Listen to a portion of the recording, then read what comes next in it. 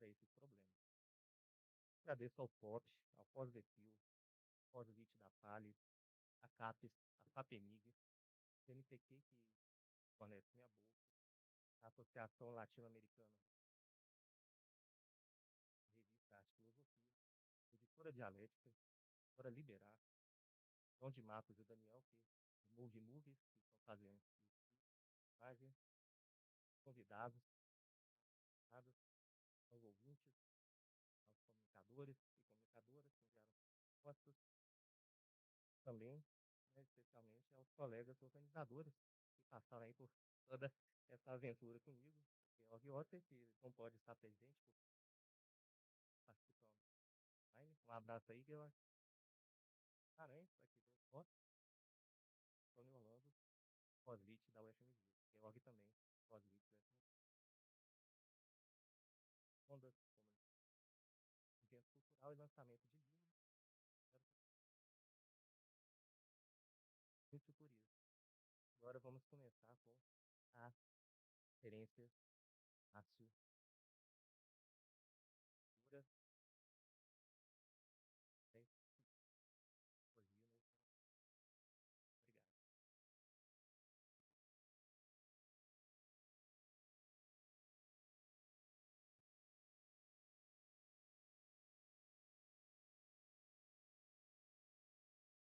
Muito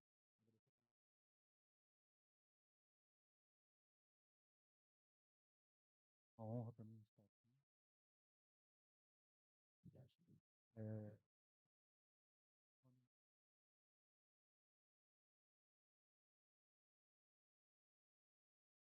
organizar,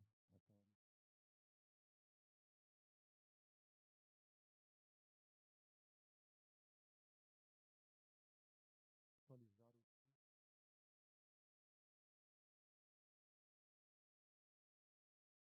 Eu acho que eu vou fazer o seguinte.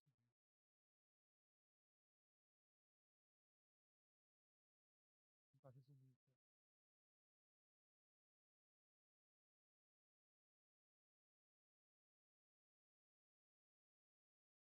Não sei se vocês me ouvem com máscara, eu tenho a impressão que não estou ouvindo. Para ouvir? Ah, então. Sim, minha fala é bastante pretensiosa.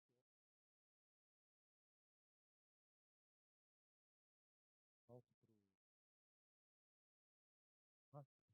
pro. Mas a pretensão é passar para vocês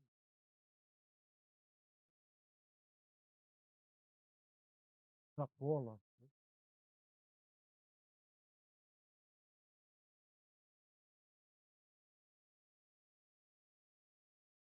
Ah, depois outra pessoa vai falar no microfone, então vai ter que dar uma. Então, a ideia é assim, o que é figura transfigurada, né? Conhecem certamente o livro de Auerbach, que é Feminismo, né? Fez um enorme sucesso, sabe, também, ali.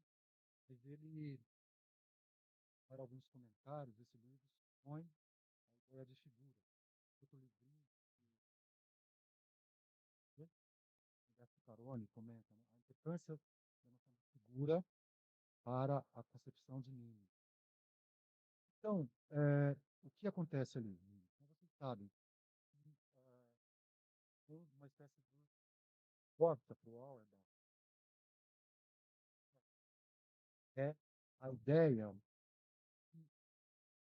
caminho de chegar à literatura ocidental, ela vai buscar cada vez mais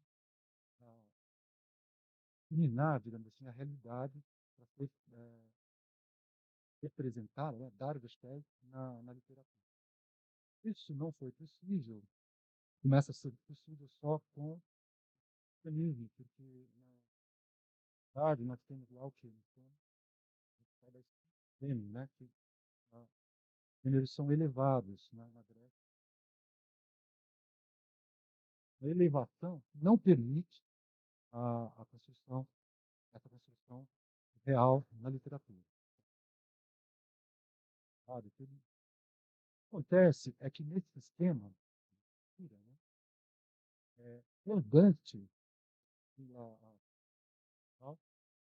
que é um tipo de, de concepção de hermenêutica histórica, e permite a passagem, né, para o cristianismo de uma maneira muito mais concreta. Então, com Mimesis e com Dante, né, nós temos lá uma relação que tornou possível a representação do real na literatura.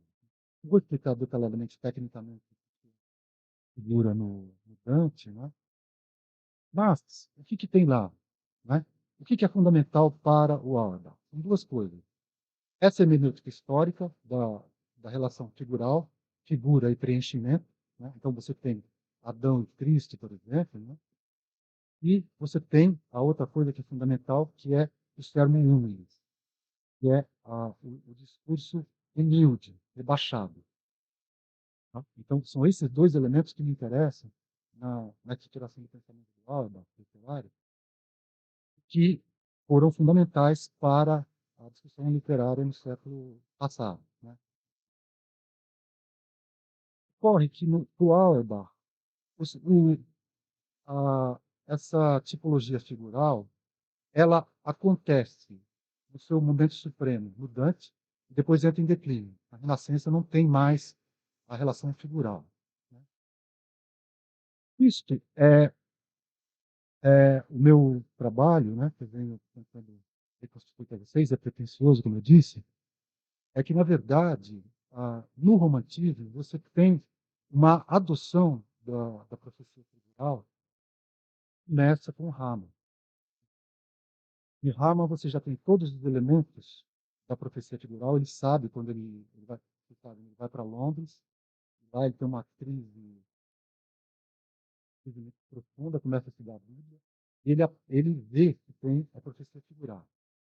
Mas, mais do que isso, ele percebe que essa profecia figural, quer dizer, então você vai reconhecer o preenchimento de Cristo. Não é isso que está? Então, no Velho Testamento está anunciado aquilo que o Novo Testamento vai realizar. Essa é a relação figural. O Rama, percebendo isto, ele percebe também que qualquer um dos nossos gestos tem uma relação figural com Cristo. Por quê? Porque a cada momento, quando você vai tomar um café ou comer um pão, você pode estar realizando a profecia figural. Tá? Então, há um rebaixamento estilístico no Rama e é concomitante à relação figural. Então, quando a gente percebe isso, a gente fala, bom, então o esquema auerbachiano está plenamente realizado no Rama. Né? E isso me parece, então, que nós podemos construir uma, uma relação mimética, para brincar com o Auerbach, que produz um filão oculto na história literária e filosófica, tal, que não foi detectado pelo Auerbach. Isso é claro que o Auerbach ele tem uma relação com o romance. Né? O romance que é o lugar da literatura realista. Né?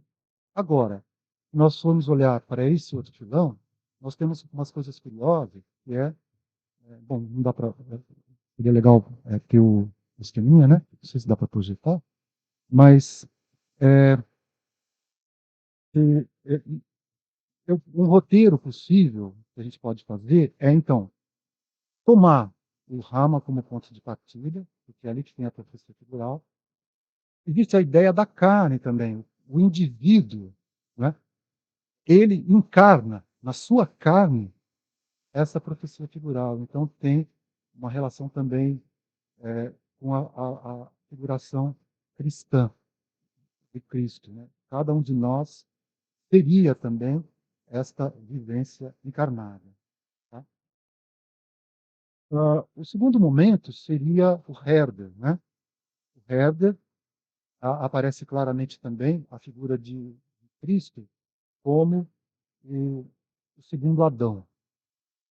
uma figura muito bonita, ela vai, posso explicar depois se vocês tiverem interesse, né?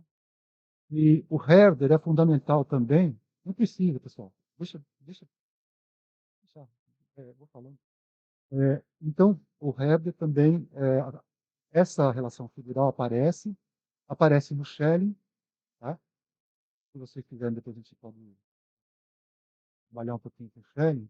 E Schelling, principalmente o Schelling das idades do mundo, a relação, no Schelling aparece uma figura muito importante, que é o filho é o pai do seu pai. Né? Então, o filho é que hermeneuticamente preenche, né, a figura do pai. Então, quer dizer, o pai não tem significação sem a realização do filho. Então, ele aprende, provavelmente pensando essa relação figural, mas no Herder e no Schelling, uma coisa bonita que é como esta relação figural acaba sendo projetada na natureza. Então, você tem uma planta, né, alguma, é, alguma outra coisa virá desta planta. Mas isso é mais claro nos animais. Nos animais, você tem um animal que gera alguma outra coisa que a gente não sabe muito bem o que é, né, mas que preenche esta figura anterior. Então, você vê que eles projetam na natureza também a relação figural e aparece de uma maneira muito inteligente no Coleridge. Coleridge, ele percebeu isso, mas ele também percebe que na natureza tem esta relação figural. Então, você tem uma relação entre a natureza e a história que é fundamental, mas já está anunciada também no Rama. Tá? No Rama, ele vai dizer, então, que nós temos aí uma correlação, nós temos uma dupla revelação na natureza e na história. Bem, então, vocês vejam que é um esquema poderoso, né, que o Rama criou e que nós podemos percorrer aí a filosofia figural ao longo da história. Né? A figura central é o trajeto Novalis. Né? Novalis, ele, a cristandade da Europa, ele está repensando um pouco o projeto romântico, transformando todo esse projeto romântico, né, uma, uma concepção que aí é uma suspeita minha, ele é muito Herder, mas Hamaniana. Aparece lá a ideia, é, bom, tem os fragmentos, eu ia ler com vocês os fragmentos, mas eu vou deixar depois, se alguém se interessar, a gente conversa, né? Porque no Novalis aparece muito claramente, né, várias noções, né, que é, por exemplo, Cristo como novo Adão, né, por exemplo, o fragmento de 75, que é da época da Europa, né, diz que só há um templo no mundo, e este templo é o corpo humano. Nada é mais sagrado do que esta alta configuração. Curvarmos-nos perante outras pessoas. Curvarmos-nos perante outras pessoas é uma homenagem a essa revelação na carne. E veja que ele retoma todo o esquema ramaniano. Tocamos o céu quando se tapeia um corpo. A beleza está ali justamente para Novalis, né, na valorização desses momentos também de simplicidade. Então, depois a gente pode começar, mas ele vai retomar o tema do mundo deve ser romantizado por esse viés cristão. Então, com Cristandade e Europa, por isso que esse texto causou o maior espanto. Todo mundo quis. Houve uma discussão lá, você tem lembrado, né, que não queriam publicar o texto. Foi um problema. Mas, muito certamente, isso tem a ver com essa transformação que o Novalis percebeu, tudo aquilo que ele vinha falando da relação de tornar romântico, né, em geral do mundo, né, ele também, então, ali com a Europa, ele acaba transformando isso nesta relação cultural que já está bastante bem também estudada, né, em valerianos, por exemplo, o Reale, que é a tradução vai contar direitinho ali, mas cada um deles, né, nós temos uma literatura bem recente, né, ainda Hamann, né, Herder também. E o que me parece mais interessante é que o Hamann criou essa relação com ele mesmo fala do gênero humilde. O gênero humilde, aquilo que nós temos que reconhecer nas coisas. No Novares aparece também uma questão que é que Deus vai se tornar planta, vai se tornar animal. Foi muito equivocadamente lida, por exemplo, pelo Wienerberg, né? Falar, isso aí é um panteísmo. Não é um panteísmo. Justamente, ele está mostrando que Deus pode estar na figura da coisa mais simples, né? E esse pensamento, então, me parece que aí a gente chega numa coisa paralela ao Auerbach, é muito bonita, que a gente pode recuperar em alguns autores, né? A ideia de Bíblia, por exemplo. Cada um de nós, por isso que o Novalis também não foi bem entendido, né? Vai falar a relação da Bíblia com a enciclopédia, né? Como é que isso acontece. A Bíblia, ela é, na verdade, cada um de nós tem a sua Bíblia. Mas, justamente porque cada um de nós faz parte dessa relação figural, psicológica. Cada um de nós pode ser esse preenchimento e é isso que torna possível a Bíblia. Mas essa Bíblia é também uma história individual e uma história coletiva. Né? Por quê? Porque nós estamos escrevendo a Bíblia, mas a Bíblia também está nos escrevendo. Né? Porque nós fazemos parte dessa história. Né? Nós estamos sendo escritos nesse livro. Tá? Esta relação ela é muito importante, por quê? Porque ela foi percebida pelo Carlyle. É, é o ponto de inflexão que vai trazer o romantismo novalisiano, ramaniano, para os nossos tempos. Por exemplo, nos ensaios de Borges, nós vamos ver lá que ele pega essa figura de escrevemos, estamos sendo escritos na Bíblia, no livro. E o Borges vai pensar toda essa relação, toda a compreensão do Borges é uma relação com a história. Borges não é um pensador artificialista, intelectualista. Tem uma relação muito grande com a história, e essa relação se dá. A grande concepção do Borges vai depender do romantismo. Por quê? Porque nós estamos sendo escritos. E aprendeu isso lendo Carlyle já na juventude, porque ele tinha um fascínio pelos retratos Carlyle, né?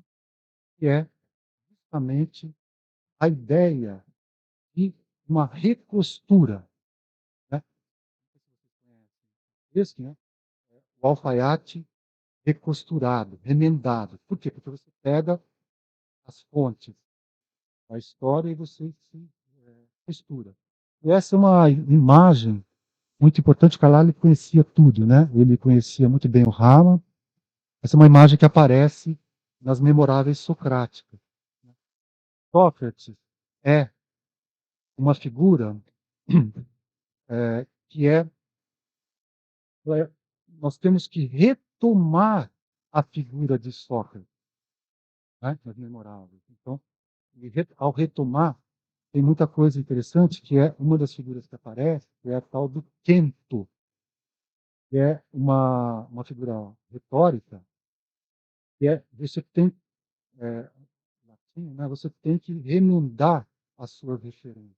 Então, o Rama constrói Sócrates remendando as referências. E Sarto Ressatos é isso também.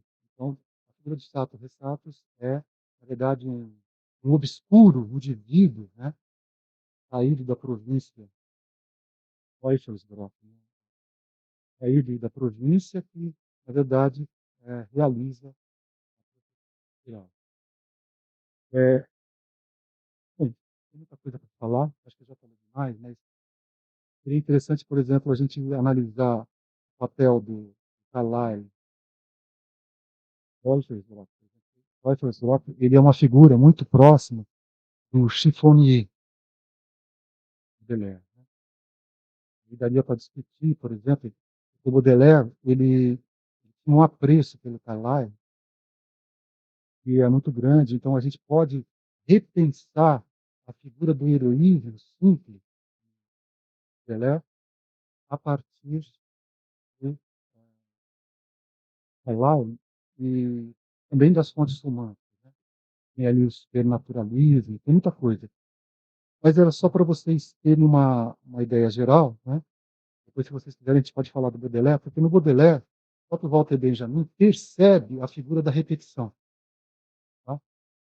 E, muito provavelmente, ele chegou perto da figura, da profecia figural, que é uma hermenêutica histórica, como vocês estão vendo, mais ou menos rival à repetição nietzschiana, que o Benjamin percebeu que a proximidade do Marx, né, a ideia de então, tem vários elementos históricos ali, mas esta relação figural do romantismo, ela permite uma hermenêutica histórica muito importante, porque, de fato, nós temos aí uma ideia de repetição que não é propriamente uma repetição. Né? Cristo repete Elise, por exemplo, Gödel, né? Então, tem muita coisa. Essa figura do Deus que virá, que é muito estudada lá pelo Manso, Frank, né? Dionísio anunciando Cristo é também uma figura, uma profecia figural. Então tem aí uma coisa muito enorme, por isso que eu disse que minha fala é pretensiosa, mas é, para dar essa dimensão que eu digo para vocês do caminho que o romantismo tem na pessoa. Lá ele foi muito lido pelo Emerson, por sua vez foi muito lido também pelo Walt Whitman. Então, o Walt Whitman, quando ele vai redescobrir os personagens simples da América, para recontar a história dos americanos, como é que eles se constituem, tem esse lastro também romântico. Isso já foi estudado também. Fernando Pessoa também, leitor de Carlyle e Emerson. Né? Eles têm, o Fernando Pessoa tem o sebastianismo, tem esta figura. O Borges também tem, e o Ulisses também. O Ulisses já está estudado, e Ulisses é uma projeção figural, porque ele também estudou no colégio e tem, ali já tem alguns estudos mapeando também a questão cultural, também a história da gente simples.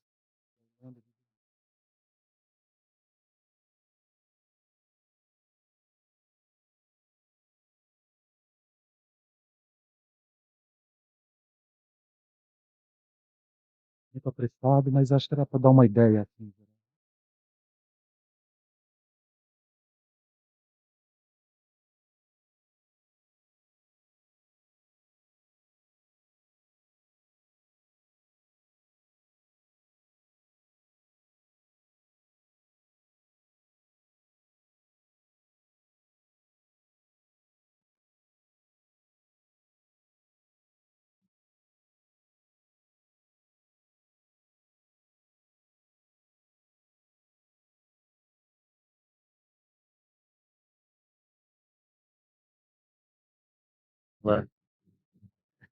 Aquela via sacra, né, que é para aproveitar a temática religiosa, né? Via sacra, que é a filosofia da arte de Schelling. Eu lembro que eu falo, né? Falei com alunos, já com amigos. Primeira vez que eu peguei filosofia da arte de Schelling, eu não entendi nada. Segunda vez também. E por aí vai. Mas Com certeza, né, a possibilidade de não foi por causa da tradução, né, a tradução é ótima. Então me ajudou bastante a desbravar ali Schelling, né, e conferir as passagens. Inicialmente eu entender mesmo, porque eu não sabia alemão, aí agora que eu continuo não sabendo, né, me ajuda, pelo menos assim, eu me esforço ali, vou tentando, me ajuda bastante a enfrentar umas passagens mais difíceis, né, ou a ver mesmo sugestões, alternativas. Então isso, né, de outros textos também, né, a Safra, se não me engano, né, do Schiller também. Então eu sou muito grato, né, nós somos muito gratos a isso. Agora eu também traduzo algumas coisas do alemão, então eu sei que é um ofício muito difícil, né, que é pouco reconhecido no país, então dou aí meu agradecimento pessoal e é isso. Bom, pessoal, queria saber, temos tempo ainda para as perguntas, eu sugiro, é uma sugestão minha, eh, talvez começar por perguntas online, porque talvez já possam estar aí, né, se tiver, se você poderia conferir, Antônio, para a gente? Tem alguma pergunta online? Não, eu confiro então. Eu confiro, enquanto isso, se você puder, eu te pedir por favor, se puder, ver com o pessoal do auditório, se eles têm alguma pergunta também. Legal, eu vou ver aqui se tem alguma questão. Hum,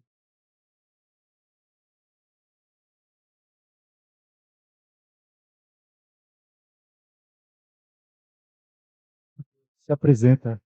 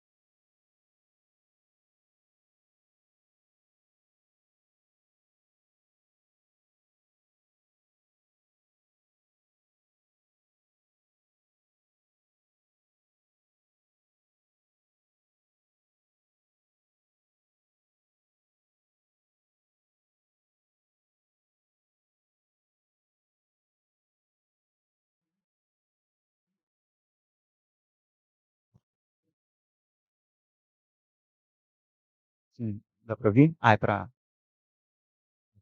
Me parece ser o caso, pelo contrário, que há uma espécie de determinação recíproca entre os termos que, temporalmente, nós podemos falar de um depois que dialeticamente interage com o primeiro com o anterior sem que haja uma determinação unilateral, seja do posterior em relação ao anterior, do anterior ao posterior. Por que eu estou dizendo isso? Porque quando você fala de Novalis e da fórmula da romantização, me parece ser uma chave que muito me interessa para tentar compreender o potencial de uma ética no primeiro romantismo alemão, na medida que aquilo que é do cotidiano, o sermo humilis, o sermo humilde, aquilo que é o baixo, é lá onde se pode revelar o absoluto sem que haja entre ambos, o baixo, a dimensão do temporal, a dimensão das coisas individuais, singulares, pequenas, humildes, e o absoluto, uma relação unilateral e uma separação total.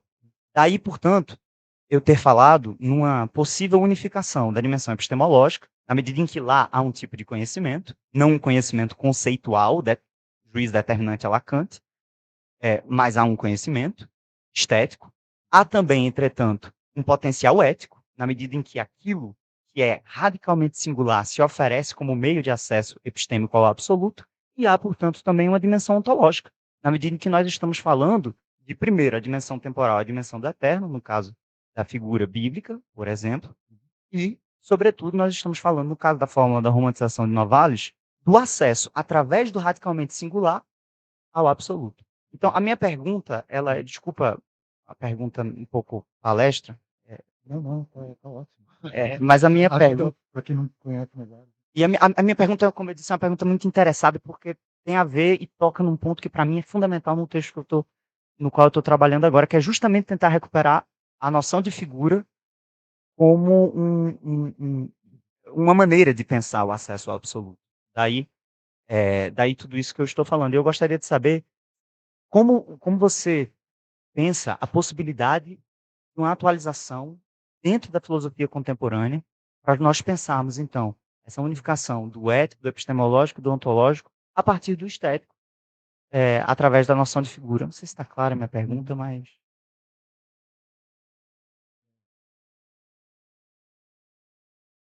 Então, obrigado, Gabriel, né, pela pergunta. Eu não sei se eu consigo responder assim, a atualidade de tudo isso, né? E também, claro, ele próprio esquema auerbachiano, ele sofreu muitas críticas, né? Porque tem uma teleologia ali. E o legal é você, e minha pretensão é mais assim, estudar a literatura e a filosofia, né? E essa relação que me incomodava muito o romantismo ser sempre taxado de racional,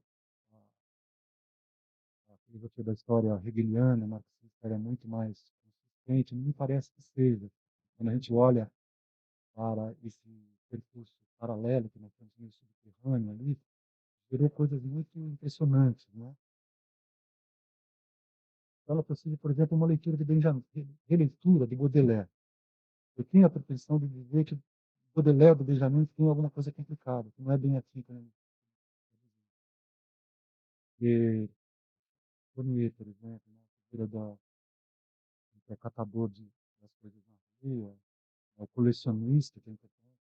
Na verdade, eles lembram muito a figura de Carlyle, de Dandy, né? Que anda pelas ruas, já aparece muito claramente no Carlyle. Então, por esse ponto de vista, que eu possa responder essa questão é essa, que a gente pode repensar o Baudelaire, inclusive, a partir dessa relação cultural. Não sei exatamente se ele tem noção, mas que você tem muitos elementos ali para repensar, né? Tem, porque uma das descrições do Chicago é muito bonita, porque o vendido que está na rua é o vinho, né? O vinho,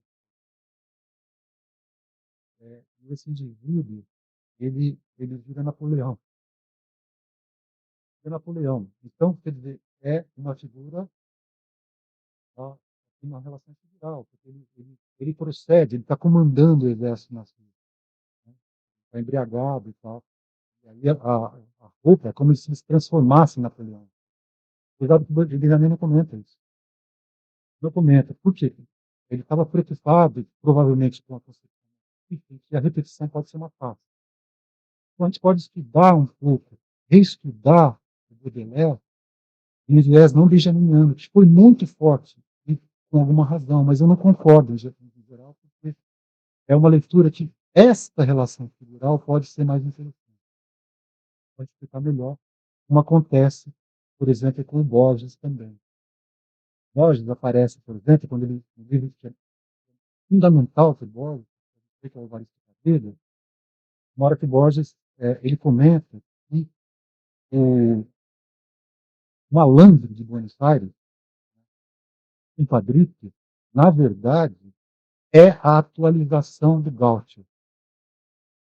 Quando você vê isso, você fala, bom, ele está pensando em alguma coisa aqui, porque, inclusive, tem as roupas. Lendo o livro, ele descreve as roupas. As roupas são fundamentais. O Evaristo Carreiro, um dia, ele assume a história do Padrício. Por isso, então, que vários estudiosos vão falar, lembro o Benjamin falando de Baudelaire. Mas lembra-se, a modernidade está ali. Mas, como o próprio Borges leu, na adolescência, na juventude, sei lá, ele fala aquilo que ele diz, é novalismo, a história, nós estamos sendo escritos pela história. Porque é a mesma relação que você tem com a literatura. Né? Quando ele comenta isso, ele está falando justamente do espanto que é você se imaginar sendo uma figura de ficção. Tá? Mas ele está projetando isso na história. Nós somos figuras de ficção, porque a história é uma Bíblia, a história é um livro. Aí, veja, a minha perspectiva foi tentar reconstituir isso. De fato, você tem tido razão. Quer dizer, a relação figural, ela cria uma relação muito complicada. Por quê? Porque ela inverte. É o fim que explica. O princípio está no fim. O ativo está no fim. Então, tem uma relação especulativa muito importante. E aparece em Schelling também. Então, Schelling, das idades do mundo, que é a coisa mais impressionante do ponto de vista da qualidade, ele percebe provavelmente estudando isso. Claro, como eu disse para vocês no Herbert também, isso aparece, né? E o outro animal, a evolutiva, que vai explicar o animal que veio antes. Então, relativamente tem ganhos e perdas, né? Provavelmente gosto de enfatizar os ganhos, mas pode ser que alguém veja nisso também uma teleologia. Provavelmente tem ganhos grandes, por exemplo, porque isso, por exemplo, é, a ideia de relação figural que aparece Cristo e Dionísio, né? Dionísio e Cristo, por exemplo, também, que foi estudada de Mota de Franco, mas sem perceber que tinha uma relação figural. Ele provavelmente sabia isso também. E comentei aqui porque mas poderia, né? Porque aí o pãozinho é a figura da simplicidade. Nem explorei. Ele já foi muito estudado. Muito obrigado, professor.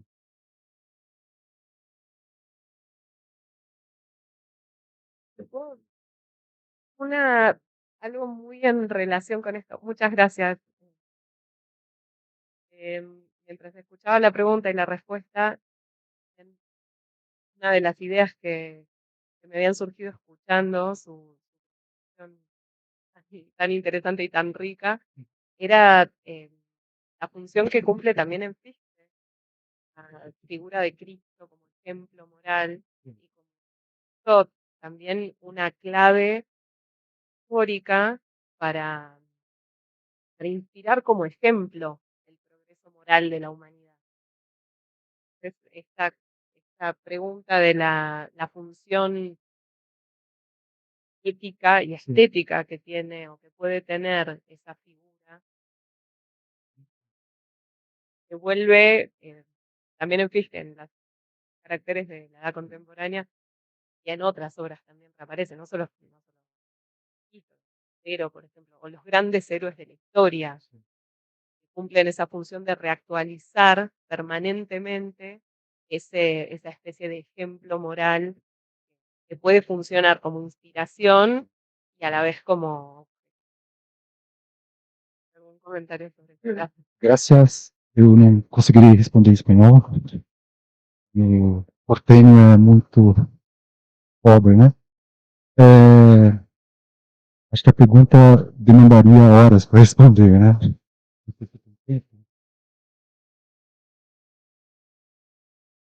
Vou tentar resumir, então, Rimena, graças, muito obrigado pela pergunta.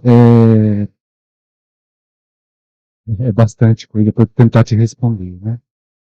Bom, emendo um pouquinho com a pergunta do Gabriel, porque é o seguinte, né? No Vales, quando ele, você deve saber muito bem, né? Vocês devem saber muito bem.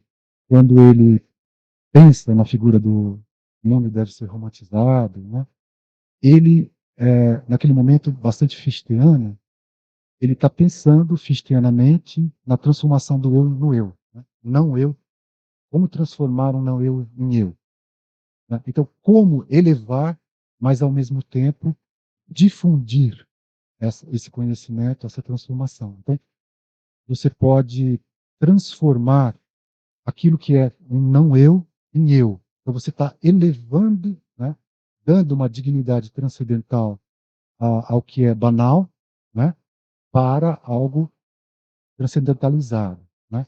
Então, digamos que tudo já está lá, né? O que eu falei. E aí, de fato, haveria uma espécie de ética. E, num certo sentido, a gente pode até chegar a imaginar que é uma ética que vale para o mundo todo, inclusive para os animais, né? Para as pedras. Por quê? Porque você está dando uma dignidade para essas coisas que elas não teriam. É claro que isso pode ser visto como um antropomorfismo também, porque você está transformando tudo isso em eu, em uma figura egoísta. Se você tem uma visão crítica em relação ao idealismo transcendental, isso pode se tornar um problema. Mas pode não ser um problema se você entende bem o que é esse eu, né? Então, aí depende também uma dialética, como você vai ver isso, né? Na época, existe um discurso que é mais ou menos paralelo também, que é a ideia do interessante. Está nos Husserl, que o Schiller pega também, que é assim, tudo pode ser interessante, né? Você pode converter tudo em algo interessante, né? Então, ela pode se tornar poético, pode se tornar estético. O Schlegel, o Friedrich sabia muito bem disso, ele comenta algo interessante, né? Então, veja que são figuras que recuperam a coisa simples, a coisa para a qual você não dá valor, né? E você transforma isso em algo interessante ou em algo transcendental. Novalis sabe muito bem isso, né? E que mas quando ele vai na cristandade, me parece então que ele entrou no elemento ramaniano, né? Que é uma figura importantíssima também no Schelling, que é a condescendência divina, o rebaixamento, heraplasso, duas formas possíveis de traduzir. Então você se rebaixa a coisa que é mais simples, e você a eleva nesse rebaixamento. Então veja que confluem, me parece, esses três elementos, né? E nesta configuração, o Fichte acaba sendo, nesse momento, ele acaba sendo uma figura para ser criticada, porque, de algum modo, ele é uma abstração, etc., né? Ele pode, então, mas a gente pode plenamente incorporar tudo isso. Por quê? Porque uma das figuras mais importantes na constituição do Teufelsdraht, do Sartre Ressatos, é justamente o Fichte, né? O Fichte são várias figuras, é como se ele fizesse um pupurri de todas as figuras que ele conhece, mas a figura heróica é o Fichte. A grande figura é o Fichte como herói, né? Então o Carlyle, então você vê que está tudo meio junto, porque o Carlyle conseguiu fazer uma grande síntese. O Fichte é eternizado de alguma forma na figura também de Sartre Ressatos. Eu lembrei até de uma carta do jovem Schelling, né? Que fala do Fichte, herói, ser saudado na terra bonita, verdade. Então, Lúcio, eu acho que E anunciava também um novo tempo, né? é, assim, é, oi? Ah, tá, beleza. Muito bem, pessoal. Aí depois a gente pode retomar essa pergunta em outro contexto, Lucas, e beleza? Bom, para vocês que estão online, pessoal, eu coloquei o link da próxima sessão, que não será no YouTube, mas no Google Meet, ok? Eu coloquei lá no link já dessa conferência, e também na página do Congresso. Quem vai apresentar já teve também o convite no e-mail, ou eu repassei por outros vias. E para quem está aqui, né, para vocês, vai ser aqui, mas depois de um coffee break, né? Infelizmente o coffee break não é online, mas eu desejo um bom lanche para vocês, um bom iFood aí para vocês, coisa do tipo. Então é isso, pessoal. Vamos descansar agora e parabéns. Vamos lá.